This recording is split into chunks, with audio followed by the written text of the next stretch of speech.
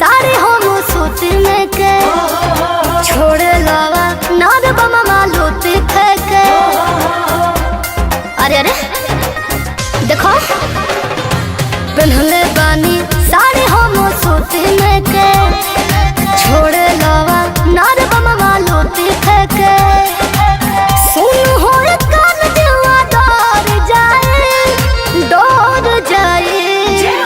दूर ही पड़ा कहाँ पर काबा देवार लुगा डर जाए।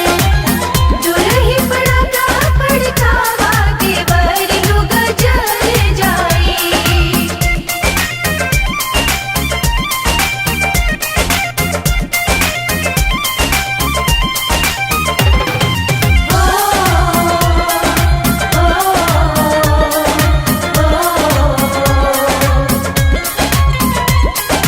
देखो भागी रथवा बात होता पूजा पाठ करे में दिक्कत होता।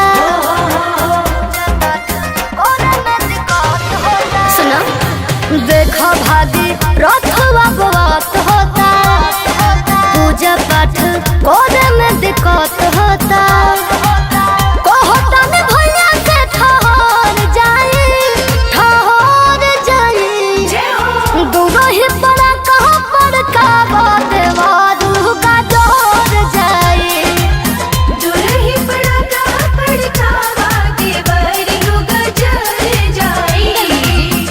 रमेश की प्रस्तुति।